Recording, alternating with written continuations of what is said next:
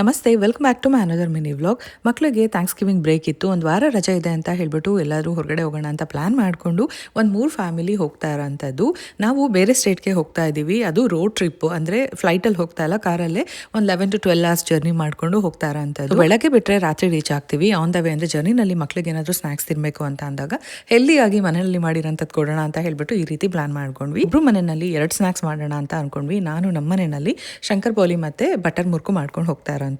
ನಾವು ಕರ್ನಾಟಕದಲ್ಲಿ ಶಂಕರ್ ಪೋಲಿ ಅಂತಲೇ ಕರಿತೀವಿ. ಸೊ ಮಹಾರಾಷ್ಟ್ರ ಈ ಕಡೆ ಎಲ್ಲ ಶಂಕರ್ ಪಾಲಿ ಅಂತ ಕರೀತಾರೆ.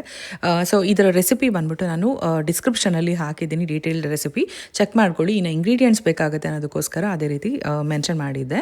ಹಾಗೆ ಬಟರ್ ಮುರ್ಕು ಅಷ್ಟೇ, ತುಂಬಾ ಸಿಂಪಲ್. ಇದು ಜಸ್ಟ್ ಇಂಗ್ರೀಡಿಯೆಂಟ್ಸ್ ಎಲ್ಲ ಮೆನ್ಷನ್ ಮಾಡಿದ್ದೀನಿ. ಅದು ತುಂಬ ಕ್ವಿಕ್ಕಾಗಿ ಮಾಡೋ ಅಂಥದ್ದು, ಎಲ್ರಿಗೂ ಗೊತ್ತಿರುತ್ತೆ. ಸೊ ರೆಸಿಪಿ ಬೇಕು ಅನ್ನೋದಾದರೆ ಡೀಟೇಲಾಗಿ ಹಾಕಿದ್ದೀನಿ, ಒಂದ್ಸರಿ ಡಿಸ್ಕ್ರಿಪ್ಷನ್ ಚೆಕ್ ಮಾಡಿ. ಹಾಗೆ ಇಲ್ಲ ಇನ್ನೂ ನಿಧಾನಕ್ಕೆ ನೋಡಬೇಕು ಅನ್ನೋರಿಗೆ ಯೂಟ್ಯೂಬಲ್ಲಿ ಆಲ್ರೆಡಿ ಲಾಂಗ್ ವೀಡಿಯೋಸ್ನ ಅಪ್ಲೋಡ್ ಮಾಡಿದ್ದೀನಿ, ಚೆಕ್ ಮಾಡಿ. ನಾನು ಶಂಕರ್ ಪೋಲಿ ಮಾಡೋದಕ್ಕೆ ಮೈದಾ ಹಿಟ್ಟನ್ನ ಯೂಸ್ ಮಾಡಿದ್ದೀನಿ. ಗೋಧಿ ಹಿಟ್ಟಲ್ಲೂ ಕೂಡ ಮಾಡ್ಬೋದು. ಹಾಗೆ ಹೊರಗಡೆ ತೊಗೊಂಡು ಹೋಗ್ತಾ ಇರೋದ್ರಿಂದ ಹಾಲು ಯಾವುದು ಮಿಕ್ಸ್ ಮಾಡಿಲ್ಲ, ಬರೀ ನೀರಲ್ಲೇ ಮಿಕ್ಸ್ ಮಾಡ್ಕೊಂಡಿರೋ ಅಂಥದ್ದು. ಒಂದು 15ರಿಂದ 1 ತಿಂಗ್ಳು ಏನೂ ಆಗೋದಿಲ್ಲ. ಅದೇ ಮನೆಯಲ್ಲಿ ಮಾಡಬೇಕಾದ್ರೆ ಸ್ವಲ್ಪ ವಾರ್ಮ್ ಮಿಲ್ಕ್ ಹಾಕ್ಕೊಂಡು ಮಿಕ್ಸ್ ಮಾಡಿದ್ರೆ ಇನ್ನೂ ಕ್ರಿಸ್ಪಿಯಾಗಿ ತುಂಬಾ ಚೆನ್ನಾಗಿ ಬರುತ್ತೆ. ಇನ್ನು ಈ ಬಟರ್ ಮುರ್ಕು ಮಾಡೋದಂತೂ ತುಂಬಾ ಸಿಂಪಲ್. ಒಂದು ಕಡೆ ಟೀ ಇಟ್ಬಿಟ್ಟು ಬಜ್ಜಿ ಎಲ್ಲ ಮಾಡ್ಕೊತೀವಲ್ಲ, ಅದೇ ಟೈಮಲ್ಲಿ ಈ ಥರ ಒಂದು ಬಟರ್ ಮುರ್ಕುನ ಮಾಡ್ಕೊಬೋದು. ತುಂಬ ಸಿಂಪಲ್ ಆ್ಯಂಡ್ ಕ್ವಿಕ್ಕಾಗಿ ಆಗೋಗುತ್ತೆ. ಇನ್ನು ಇಂಗ್ರೀಡಿಯೆಂಟ್ಸ್ ಅಷ್ಟೇ ಮೆನ್ಷನ್ ಮಾಡಿದ್ದೀನಿ, ಬಟ್ ಎಷ್ಟು ಹಾಕಬೇಕು ಅನ್ನೋದೇ ಹೇಳಿಲ್ಲ, ಯಾಕಂದರೆ ಟೇಸ್ಟ್ ಒಬ್ಬೊಬ್ಬರಿಗೆ ಒಂದೊಂಥರ ಇರುತ್ತಲ್ವ. ಸೊ ಹಾಗಾಗಿ ಉಪ್ಪು ಖಾರ ಎಲ್ಲ ನೋಡಿಕೊಂಡು ಹಾಕೊಳ್ಳಿ. ಸೊ ಸ್ನಾಕ್ಸ್ ಎಲ್ಲ ರೆಡಿ ಆಯಿತು. ನೀಟಾಗಿ ತಣ್ಣಗಾದ್ಮೇಲೆ ಜಿಪ್ಲಾಕಲ್ಲಿ ಹಾಕಿ ಇಟ್ಟಿದ್ದೀನಿ.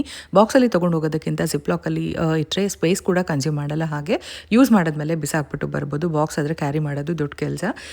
ಸೊ ಇದು ಒಂದು ಪುಟ್ಟ ಟಿಪ್ಸ್ ಅಂತ ಹೇಳ್ಬೋದು. ಹಾಗೆ ಇದು ಒಂದೇ ಅಲ್ಲ, ಚಪಾತಿ ಏನು ತೊಗೊಂಡೋದ್ರು ಜಿಪ್ಲಾಕಲ್ಲಿ ತೊಗೊಂಡು ಹೋದರೆ ತುಂಬಾ ಯೂಸ್ ಆಗುತ್ತೆ ಅಂತ ಹೇಳ್ಬೋದು.